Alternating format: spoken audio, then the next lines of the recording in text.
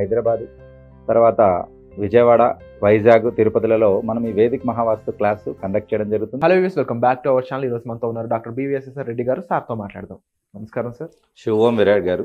Sir, మన ఇంట్లో ఉండే వస్తువుల కారణంగా ఇంట్లో పాజిటివ్ ఎనర్జీ, నెగిటివ్ ఎనర్జీ అనేవి క్రియేట్ అవుతూ ఉంటాయి కదా. బేసిక్గా నెగిటివ్ ఎనర్జీ ఉన్నప్పుడు మనలో ఉండే అలసట్లు, లేకపోతే ఇంట్లో నష్టం జరగడం, పదే పదే నెగిటివ్ విషయాలు జరగడం జరుగుతూ ఉంటాయి. అయితే పాజిటివ్ విషయాలు జరుగుతున్నాయి అనడానికి కూడా కొన్ని కొన్ని సంకేతాలు, వస్తువులు అనేవి ఉంటూ ఉంటాయి.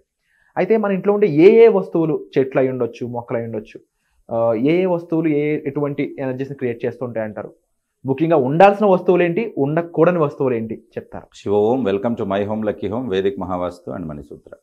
ప్రతి ఇల్లు సిరి సంపదలతో, ధనధాన్యాలతో, ఆయురారోగ్యాలతో తులతూగాలని ఆ యాగంటి ఉమామేశ్వరుని ప్రార్థిస్తున్నాను. శివోం శ్రీమన్నారాయణ. ఇక్కడ వేదిక్ మహావాస్తు ఏం చెప్తుంది చెట్ల గురించి అని అంటే, మీరు పాజిటివ్, నెగిటివ్ అని చెప్పారు. యాక్చువల్గా అయితే ప్రకృతిలో నెగిటివ్ అనే చెట్లు అనేది ఏమీ ఉండదు. కానీ ఇక్కడ వాస్తు ప్రకారము మన ఇంటిలో, మన చుట్టుపక్కల ఉన్న పరిసరాల్లో కొన్ని రకాల మొక్కలు పెంచడం నిషేధం అని చెప్పేసి ఉంది. అది ఎందుకు అనేది చూద్దాం. నిషేధం అని అంటే ఆ ఒక మొక్కలు పనికిరావనే కాదు, మొక్కలు లేనిది మనిషి జీవితమే లేదు. కానీ ఆ మొక్కలు మన దగ్గరగా ఉన్నప్పుడు మనం ఏం చేస్తాం, ఇంటి చుట్టూ ఉందనుకోండి, పిల్లలు ఆడుకోవడానికి వెళ్తారు, మనం వెళ్తూ ఉంటాం. కాబట్టి ఆ మొక్కలతో మనకు కొంత అపాయము, కొంత ఇబ్బంది ఉంటుంది. కాబట్టి ఆ మొక్కను దూరంగా పెట్టమన్నాను. కానీ ఆ మొక్కలే ఉండకూడదు భూమి మీద అని అనుకుంటే తప్పదు. బ్యాలెన్స్ చేయడం కంపల్సరీ ఉండాలి. కాబట్టి ఇక్కడ వేదిక్ మహావాస్తు ఏం చెప్తుంది మొక్కల గురించి అని అంటే, 3 రకాల చెట్లు మనకు ఇంటి పరిసరాల్లో కాకుండా ఇంటికి 20 అడుగుల దూరంలో ఉండొచ్చు. 20 అడుగుల దూరంలో అంటే మన కాంపౌండ్ దాటి బయట, కాంపౌండ్ దాటాక అసలు మీది కాదు అది, ఊర్లో ఏ మొక్కలైనా ఉండొచ్చు. కాబట్టి అలాగా మనకు చెప్పుకున్నారు. అందులో ప్రధానంగా మనం ఫస్ట్ చూసుకుంటే ముళ్ళున్న చెట్లు మనం ఇంట్లో పెట్టుకోవడం అనేది వాస్తు ప్రకారం నిషేధం ఉంది. ఎందుకు ముళ్ళున్న మొక్కలు ఏంటి అని అంటే, ముళ్ళున్న మొక్కలు మనం యద్భావం తద్భవతి అనేది మనం చెప్పుకుంటున్నాం. అంటే మనం దేన్ని చూస్తామో అలా తయారవుతామని. ముళ్ళున్న మొక్కలు ఎక్కడ పెరుగుతాయి? అవి క్యాక్టస్ ప్లాంట్స్ అంటారు. ఎడారిలో పెరుగుతాయి.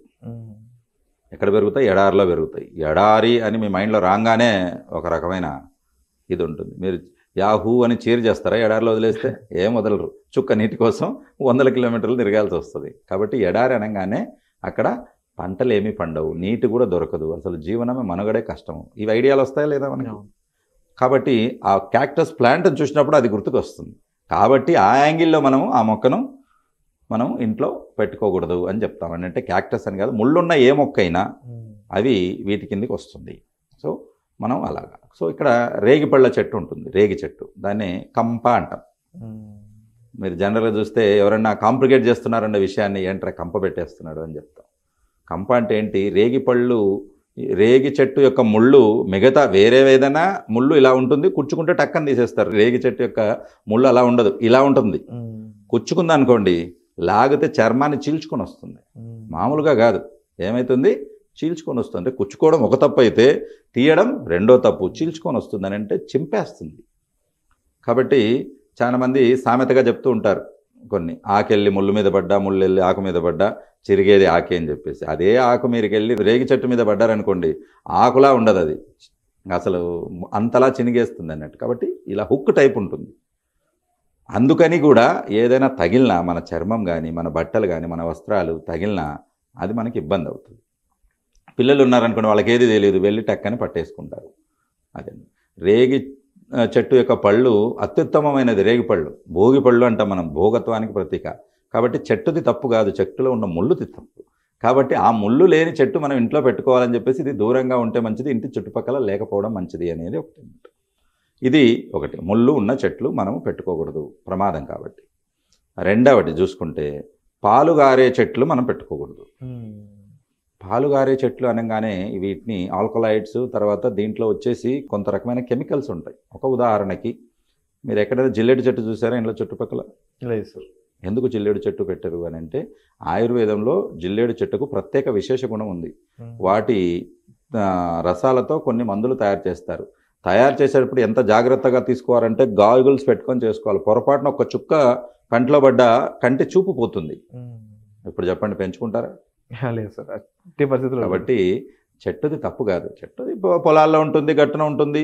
మీకు తెలుసా ప్రకృతి ఎంత గొప్పదో? పశువులకు తెలుసు దాన్ని ముట్టుకోకూడదని. చూసారా ఎప్పుడైనా జిల్లేడు ఆకులు తినడం? తినవు. కాబట్టి ప్రకృతి మనకు నేర్పిస్తుంది. ప్రకృతి ఎదురుదే మనిషికే ఇబ్బందులన్నీ. అవును. రైట్. అలాగా. కాబట్టి జిల్లేడు చెట్టు ఇట్లా పెట్టుకుంటే దాని ఆకు తుంచినా కొమ్మ తుంచినా పటపట పాలు గారుతాయి. పొరపాటున కంట్లో పడితే అవి మన కంటి చూపును పోగొడతాయి. కాబట్టి మనకు కరోనా అప్పుడు ఆనందయ్య అని ఒక ఆయుర్వేద ఫిజిషియన్ అతను ఒక మందును తయారు చేశాడు. అది కండ్లల్లో వేస్తుంటే కూడా మనకు ఆయుష్ డిపార్ట్మెంట్ కొన్ని మార్పులు చేశారు దాంట్లో. ఇంటికి పొరపాటున ఆల్కలాయిడ్స్ కానీ కంటికి వెళ్తే ప్రమాదం. కాబట్టి ఇది మీకు కాబట్టి అది తెల్ల జిల్లేడు తర్వాత మామూలు జిల్లేడు. చాలా మంది తెల్ల జిల్లేడు మంచిది కదా, తెల్ల జిల్లేడు అందులో మనకు వినాయకుల వారు ఆవాసం ఉంటారు కదా, పెంచుకోవచ్చు కదా అని అంటారు. డెఫినెట్గా పెంచుకోవచ్చు, కానీ ఒక కండిషన్. మీరు తెల్ల జిల్లేడులో వినాయక స్వామి ఉంటారంటున్నారు, కరెక్టే, నిజమే. అది అంత పవిత్రంగా మీరు చూసుకోగలిగితే పెంచుకోవచ్చు. ఓకే.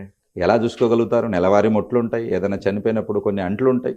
అలాంటప్పుడు తెలియకుండా పోయి ముట్టుకున్నారనుకోండి, లాభం కాదు కదా, ఎదురుగా మళ్ళీ నష్టాన్ని చేకూర్చుకుంటారు. నాకు బాగా తెలిసిన బంధువులు దగ్గరలో ఉన్నవాళ్ళు ఈ చెట్టు ఇంటి ముందర పెట్టుకుని సర్వనాశనమైన వాళ్ళు ఉన్నారు.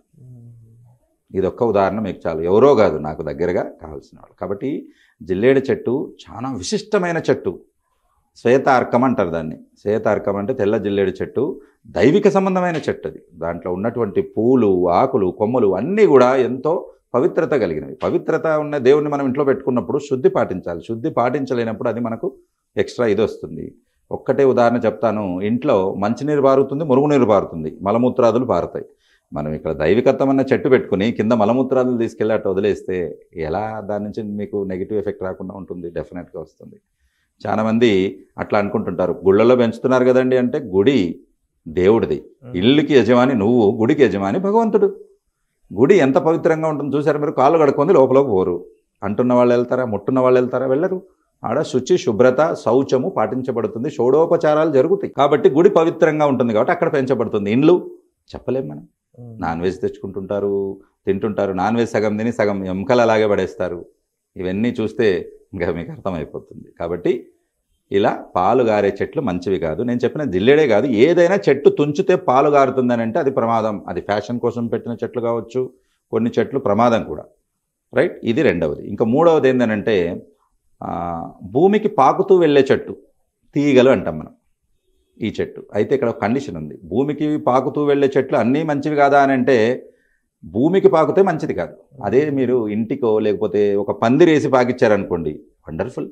ఫర్ ఎగ్జాంపుల్ మల్లె తీగలన్నీ కూడా పాకే చెట్లే, తమలపాకులు పాకే చెట్లే, అలాగే కొన్ని ఫ్యాషన్ కోసం వేసుకుంటూ ఉంటారు, అవి పాకే చెట్లే. ఈ చెట్లు ఎప్పుడు మనకు మంచివి అవుతాయి అని అంటే వాటికి మీరు ఒక పందిరి కట్టి వేశారనుకోండి, అసలు పెళ్లి పందిరి మాదిరి మీకు పచ్చగా ఇండ్లు బాగా ఉంటుంది. అదే పందిరి తీసి కిందికి వదిలేశారనుకోండి, ఏమవుతుంది? అది చెట్టుకు తెలిసింది ఒకటే, పాకడం. ఏదైనా ఆధారం ఇస్తే పైకి పాకుతుంది, లేకపోతే భూమికి పాక్కుంటూ వెళ్తుంది, నలు దిశలా అన్ని దిశలకు పాకెళ్తుంది. రైట్. అలా పాకినప్పుడు జనరల్గా మనం బయట కాంపౌండ్లో వేసుకుంటాం. అలా కాంపౌండ్లో వేసుకున్నప్పుడు అలా పాకినప్పుడు విషక్రిములు, విషపురుగులు, తర్వాత పాములు, తేళ్లు వచ్చి చేరే అవకాశాలు 100కు 100% ఉంటాయి. దీనికి కూడా మీరు మొన్ననే రీసెంట్గా ఒక 6 నెలలు 8 నెలల కిందట కర్ణాటకలో ఇల్లు బయట ఇట్లా మొక్కలు క్లీన్ చేస్తుంటే ఒక పాము గరిచి ప్రాణాపాయం స్థితికి వెళ్ళి వచ్చింది ఒక ఆవిడ. వాళ్ళ ఇంట్లోనే క్లీన్ చేస్తుంటే కారణం ఏంటి? పొదలు వచ్చేసాయి, అంటే బుష్ మాదిరి తయారైపోయి అన్ని తీగలు. అక్కడ చోట ముందు కట్టెతో అదిలించి తర్వాత చేయాలి, ఎందుకు ఉంటాయనేది. కాబట్టి వాళ్ళు డైరెక్ట్ పోయి పట్టుకొని తీయడం మొదలు పెట్టంగానే పాము కాటేసింది. కానీ ఆ కూతురు చాలా తెలివంతురాలు, హ్యాట్స్ ఆఫ్ చెప్పొచ్చు. ఆమె సినిమాల్లో చూసిన జ్ఞానమో మరి సైన్స్ చదువుకున్న జ్ఞానమో తెలియదు, కానీ వెంటనే ఆ ఉన్న బ్లడ్ తీసేసి అక్కడ విషయాన్ని తగ్గించేసి తల్లిని కాపాడుకుంది, అక్కడ ఉంది కాబట్టి. కాబట్టి ఇంత ప్రమాదం తెచ్చుకోవాలనంటే పొదలు పెంచవచ్చు మీరు. కాబట్టి ఇలా చేయకూడదు. మరి ఇంకొక ఇక్కడ నేచర్ లా ఒకటి ఉంది. మనము ఎక్స్పాన్షన్ అనేది అందరికీ మంచిదే. రిలయన్స్ ఒకటి పెట్టి 10 పెడుతుంది, 100 పెడుతుంది, అలా పెరుగుతూ వెళ్ళడం మంచిదే. అది మనము సమాంతరంగా కాకుండా పైకి ఎదగడం అనేది చేస్తారనుకోండి, షేర్ మార్కెట్ పైకి వెళ్ళే కొద్దీ అందరూ హ్యాపీగా అయిపోతారు, కిందికి డ్రాప్ అయ్యే కొద్దీ గుండెలు పగిలిపోతాయి. సో అలాగా తీగలను కూడా మనం పైకి పాకించగలిగితే భూమి ఆకర్షణ శక్తికి వ్యతిరేక దిశలో వెళ్ళినప్పుడు తీగలు పాజిటివ్ రిజల్ట్ని ఇస్తాయి. అవి ఎలా ఎదుగుతూ ఉంటాయో మనం చూసినప్పుడల్లా మనకేమనిపిస్తుంది? ఇప్పుడు ఆ చెట్టును చూస్తే ఎదిగేసరికి మనం ఇటు చూస్తాం, అంటే మనలో కూడా ఆ సబ్కాన్షియస్కి ఇలా ఎదగాలి అనేది వస్తుంది. కాబట్టి ఈ కారణంగా ఈ పాకే చెట్లలో ఒకటి ఉంది, అంటే భూమి మీద పాకేవి మాత్రమే మంచివి కాదని చెప్తున్నాను. మీరు పందిరేసి పాకిచ్చారనుకోండి హ్యాపీగా పెట్టుకోవచ్చు. అలాగే పాకే చెట్టులో చాలా వరకు వచ్చేవాళ్ళలో పాములను ఆకర్షిస్తాయి కొన్ని పూలు, అది కూడా ఒక ప్రమాదం.